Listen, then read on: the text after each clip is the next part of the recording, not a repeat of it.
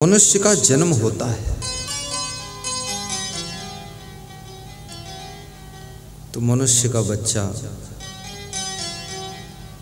रोना शुरू कर देता है।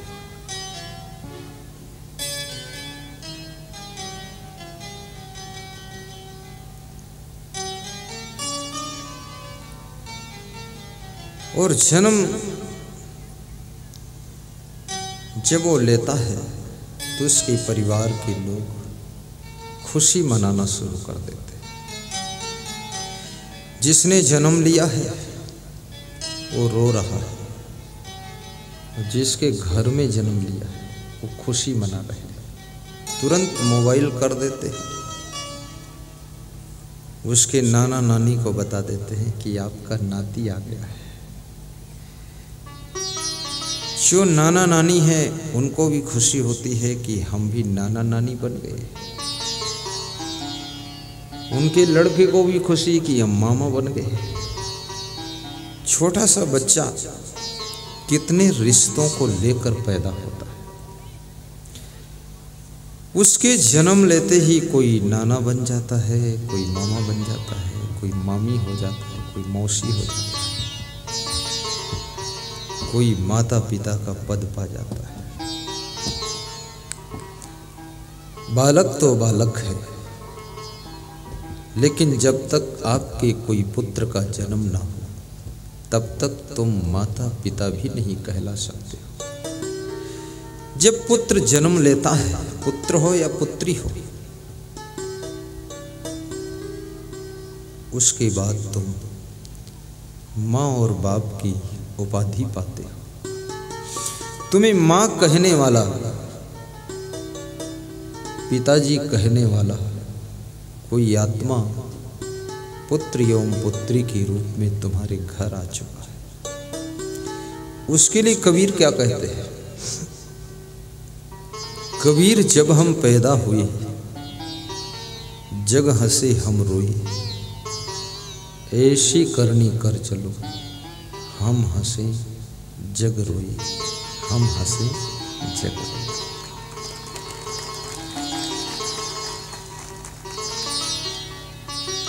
करनी भरनी, ये करनी भरनी का संसार है। जैसी करनी वैसी भरनी। साहब कहते हैं कि रोते हुए तुमने जन्म लिया है, लेकिन अब मत रोना, अब हंसते मुस्कुराते जिंदगी बिता। और मरना तो भी हंसते हंसते मर कर चले जाना। हंस करके खुश होकर के बहुत कम लोग मर पाते हैं, बहुत दुखी होकर लोग मरते हैं। क्यों? क्योंकि मरना नहीं चाहते, जबरदस्ती मर जाते तो बहुत दुखी होते। अगर मृत्यु को स्वीकार कर लो, पुलिस जवानों के लिए कुर्सी का प्रबंध करें। यदि मृत्यु को तुम स्वीकार कर लो तो तुम्हें दुख नहीं हो। और मृत्यु है क्या? याद रखना, मृत्यु पुराने शरीर का त्याग और नए शरीर की प्राप्ति का नाम मृत्यु है। मृत्यु में तुम मरते नहीं हो, तुम्हारा शरीर भी नहीं मरता है। शरीर में क्या मरेगा? ये तो जड़ तत्वों से बना हुआ मिट्टी का पुतला है। छित जल पावक गगन समीरा, पंच रचित यह अधम शरीर।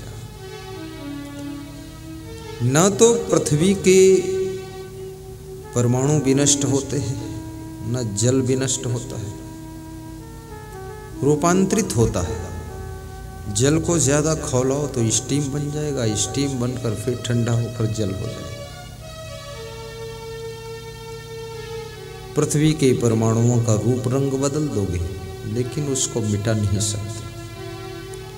वायु को भी तुम मिटा नहीं सकते, प्रदूषित कर सकते हो, फिर वायु शुद्ध हो जाती है। वायुमंडल स्वयं अपनी वायु को शुद्ध करता है। पेड़ पौधों से भी वायु शुद्ध होती है। तुलसी का पौधा, पीपल का पौधा वायुमंडल में जो प्रदूषित वायु है उसको शुद्ध ऑक्सीजन में परिवर्तित करने का काम विशेष रूप से करता है। ये जितने वृक्ष हैं, आपने सुना होगा जल ही जीवन है। 3 दिन तक जल न मिले तो भी तुम मरोगे नहीं, लेकिन 1 मिनट तुमको सांस लेने के लिए ऑक्सीजन न मिले तो 1 मिनट में मर जाओगे। और शुद्ध ऑक्सीजन का निर्माण ये पेड़ पौधे करते, वृक्ष करते, इसलिए वृक्ष ही जीवन है।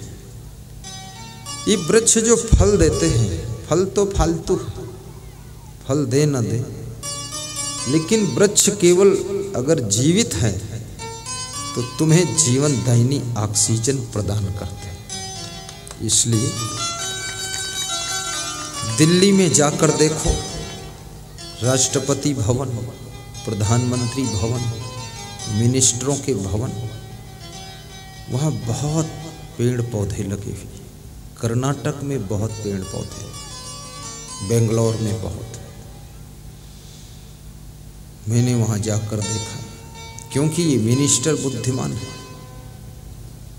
बुद्धिमान ना होता तो तुम्हारे ऊपर शासन कैसे करता। दिल्ली में बैठा है और तुम्हारे दिल में बैठा है, दोनों जगह बैठा है।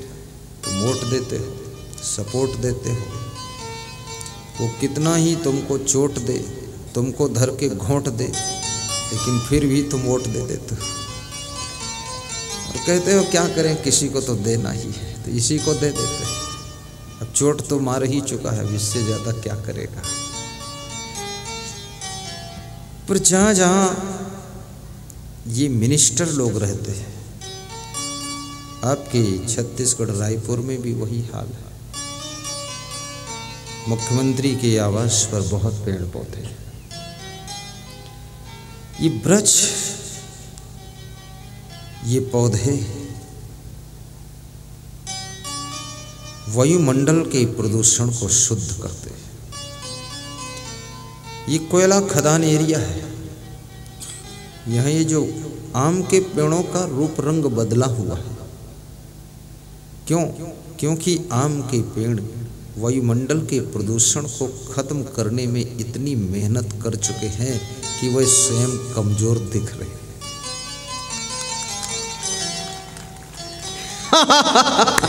सही बात, बहुत मेहनत पड़ रही है उनको। अब वो तुम्हारे जीवन की रक्षा तो कर ही रहे हैं और उनको अपने जीवन को बचाने में भी कठिनाई आ रही है। सिकुड़ गए। कल मैंने पूछा ये पेड़ किस चीज के हैं, क्योंकि उसके पत्ते पतले पतले दिखे।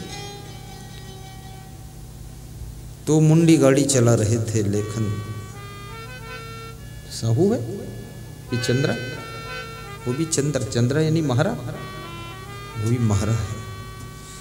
तो बोले कि ऐसा एरिया है कोयला खदान, तो इसलिए ऐसा इनका शकल हो गया पेड़ों का। लेकिन आपको बिजली की भी आवश्यकता है, इसलिए कोयला खोदना भी जरूरी है। उससे बिजली बनती है कि अंधेरे में बैठे रहो, वो भी आवश्यक। बड़ी बड़ी फैक्ट्रियां चलती हैं कोयला से, आखिर वो अंदर फालतू पड़ा ही था। तो जो ये जनरल मैनेजर आए हैं हमारे जीएम साहब, नाम तो इसमें लिखा नहीं उनका, क्या नाम है? माननीय सुधीर सिंह जी। हाँ, अच्छा नाम है।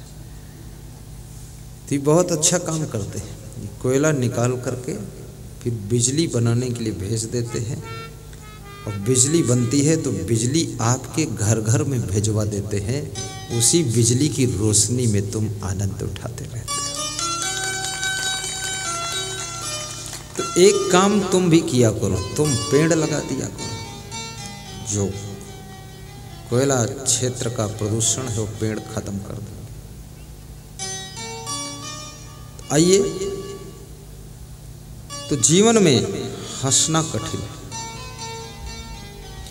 क्योंकि मनुष्य एक है, इसके पास में समस्या अनेक है। यहाँ बैठो, आगे बढ़ो, पीछे आड़ में पड़ जाते, आगे बढ़ो इधर, आड़ में कोई मत बैठो, उधर, हाँ बैठो।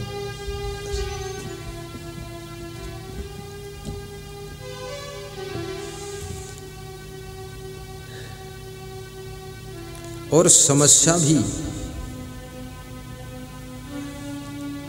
मनुष्य स्वयं पैदा करता है, और जिंदगी ज्वाइंट है। समस्या और समाधान एक दूसरे से जुड़ी हुई है। आपकी पत्नी समस्या पैदा कर देगी तो पति को भी समस्या का भुगतान करना पड़ेगा। कितनी पत्नियां समस्या पैदा करने में स्पेशलिस्ट है।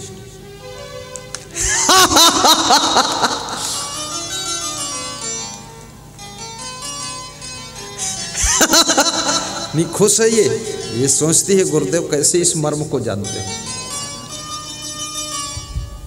रोज रोज नई नई समस्याओं को जन्म देती।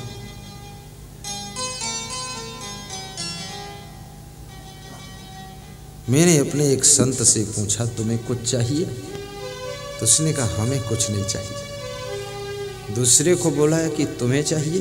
बोले हमें कुछ नहीं चाहिए। तीसरे को बोला तुम्हें कुछ चाहिए? बोले हमें कुछ नहीं चाहिए। तो हमारे पास में एक भगत खड़ा था, आयोजक भगत, पिछले गांव में, मरकरडीह में, जांजगीर जिले में, छत्तीसगढ़ में। वो बड़ा खुश हुआ, कहा वाह बहुत धन्य है। वो इसलिए खुश हुआ कि अगर इसको चाहिए तो हमें मंगाना पड़ेगा। वो समझ गया मेरी समस्या खत्म हो गई। वो भी चालाक था। जिस संत को कुछ नहीं चाहिए तो भगत को फुर्सत मिल गई। कुछ चाहिए तो लाना तो पूरनलाल को ही पड़ेगा, राम रतन को।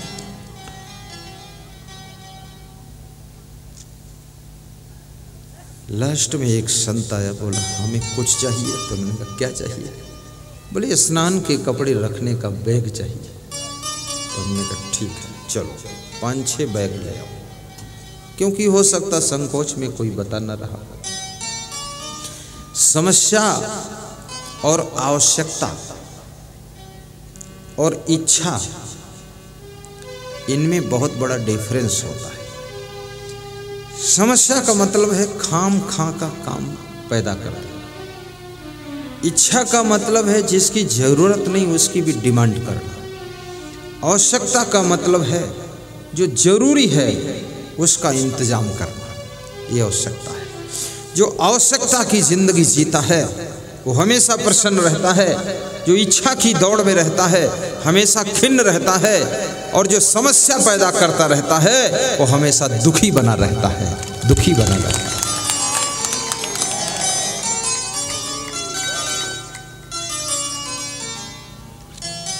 इसलिए अपने घरों में भी समस्या मत पैदा करो। अपने दुर्बल को न सताइए जाकी मोटी हाय। अपने दुर्बल पति देव को सताओ मत। ये